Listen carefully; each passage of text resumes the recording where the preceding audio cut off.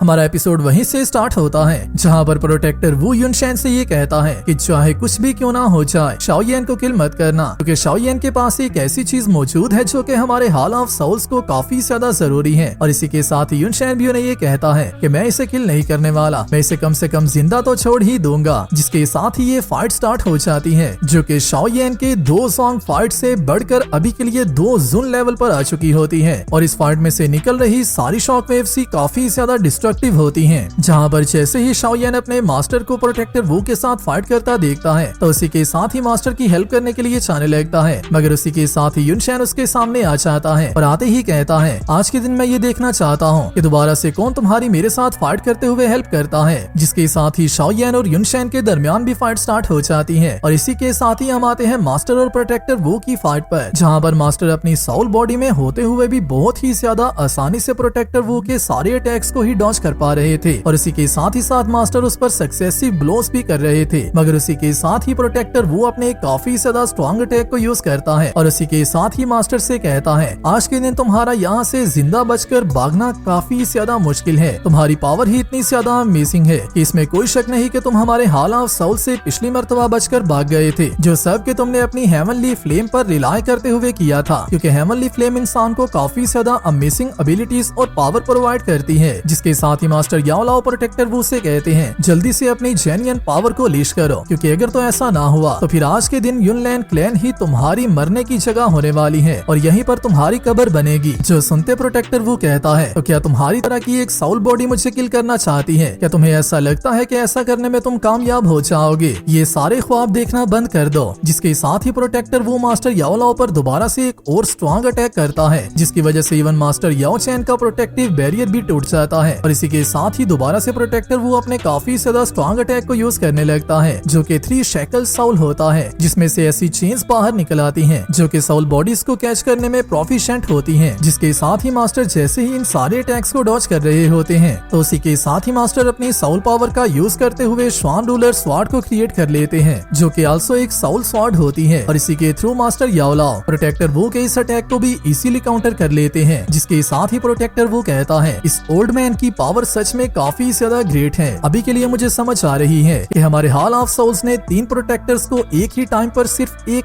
अकेली Saul body को catch करने के लिए क्यों भेजा था, क्योंकि वो साउल बॉडी याओ लाओ की बॉडी थी, मगर अभी तक कोई भी याओ लाओ को पकड़ने में कामयाब नहीं हो पाया। और मैंने तब के वक्त उनकी बात पर यकीन ही नहीं था किया, क्योंकि मुझे इस बात का पूरा बिलीव था कि मैं याओ लाओ की साउल को आसानी से कैच कर लूंगा, मगर ये काम सच में काफी ज्यादा मुश्किल होता जा रहा है। जिसके साथ ही प्रोटेक्टर वो युनशेन को आवाज देता है और शाओयेन को जल्दी खत्म करने का कहता है, ताकि आकर युनशेन भी प्रोटेक्टर वो की हेल्प कर सके। जो सुनते भी युनशेन उसके पपी की तरह आगे से उसके ऑर्डर को मान लेता है और उसी के साथ ही अपनी पावर को चार्ज करते हुए शाओयेन से कहता है पहले तो मैं तुम्हारे साथ कुछ देर के लिए खेलना चाहता था, मगर अभी की ये सिचुएशन मुझे ऐसा अलाउ नहीं कर रही कि मैं तुम्हें ज्यादा से ज्यादा पेन दे सकूं, जिसकी वजह से मैं तुम्हें एक ही मूव के अंदर यहीं पर डिस्ट्रॉय करने वाला हूँ। जिसके साथ ही युनशेन अपनी पावर को जैसे ही लीश करता है तो अपनी युनलैंड क्लैन की इनहेरिटेड सीक्रेट टेक्निक को यूज करने लगता है और उसी के साथ ही कहता है मैं इस सिंगल मूव के थ्रू तुम्हारी जान लेने वाला हूँ। जिसके साथ ही यहाँ पर एक बहुत ही बड़ी साउल से बनी हुई स्वॉर्ड अपीयर होना स्टार्ट हो जाती है और इसी को देखते ही शाओयेन को भी इस बात की समझ आ जाती है कि शाओयेन इस अटैक का सामना नहीं कर पाएगा, जिसकी वजह से शाओयेन यहाँ से अपनी पावर को रेस्ट्रेन करते हुए भागने लगता है। मगर उसी के साथ ही युनशेन कहता है मुझे तुम्हें इसी अटैक के साथ यहीं पर खत्म करना होगा, वरना फिर तुम्हारा मास्टर हमारे लिए काफी ज्यादा इश्यूज को क्रिएट करने वाला है। जिसके साथ ही युनशेन अपनी विंड स्लैश को यूज करता है, जिसका अटैक जैसे ही शाओयेन पर होने लगता है तो शाओयेन जबकि यहाँ से बचकर भाग भी नहीं पा रहा होता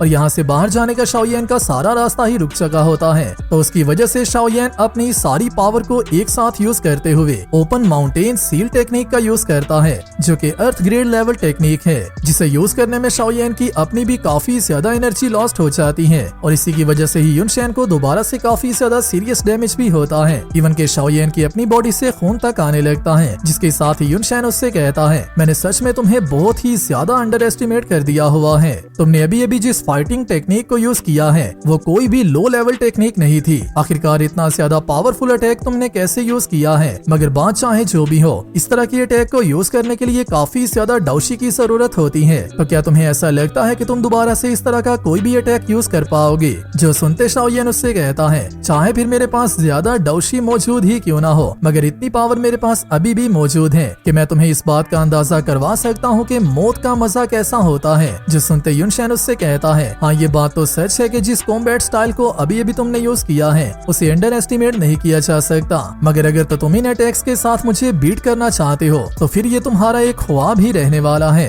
जिसके साथ ही शाओयन अपने माइंड में सोचने लगता है, एक रियल 2 सॉन्ग लेवल प्रैक्टिशनर की पावर सच में काफी ज्यादा अमेजिंग होती है और मेरी अगर अभी की एबिलिटीज को देखा जाए तो मैं ओपन माउंटेन सील को यूज करने में इतना ज्यादा अच्छे से मास्टर भी नहीं हुआ, जिसकी वजह से मेरा युनशेन को आसानी से बीट करना भी काफी ज्यादा मुश्किल होने वाला है। हालांकि मास्टर की पावर काफी ज्यादा अमेजिंग है, मगर फिर भी मास्टर अभी तक स्टिल अपनी साउल बॉडी में है, जिसकी वजह से मैं मास्टर को इस पार्ट में ज्यादा देर इन्वॉल्व नहीं करवा सकता और उसी के साथ साथ मैं तब तक का वेट भी नहीं कर सकता जब तक हाई बुदोंग और बाकी के सारे टीममेट्स को युनशेन को किल करने का चांस मिले, जिसकी वजह से मुझे यहीं पर अपनी फाइट को कंटिन्यू करना होगा। जिसके साथ ही शाओयन अपनी एक रिकवरी पिल को खा लेता है और इसी को देखते ही युनशेन को काफी ज्यादा गुस्सा आता है और उसी के साथ ही वो शाओयन पर दोबारा से अटैक करने के लिए आगे बढ़ने लगता है, मगर शाओयन अभी के लिए इससे बचकर इससे दूर भागना शुरू हो चुका होता है और सबसे पहले अपने और युनशेन के दरमियान डिस्टेंस को क्रिएट कर रहा होता है। मगर युनशेन अभी के लिए अपनी स्वार्ड का यूज करते हुए शाओयन की जान लेने के बारे में सोच चुका होता है और पक्का शाओयन को किल करने वाला होता है। जिसके साथ ही शाओयन उससे बचकर भागते हुए अपनी फ्लेम को एक्टिवेट कर लेता है और उसी के साथ ही अपनी कंबाइन हुई दोनों फ्लेम्स को दोबारा से सेपरेट कर लेता है। जिसके साथ ही शाओयन को मास्टर के वीएन का सीन याद आता है, जहाँ पर मास्टर ने शाओयन को एक रिंग देते हुए उससे ये कहा था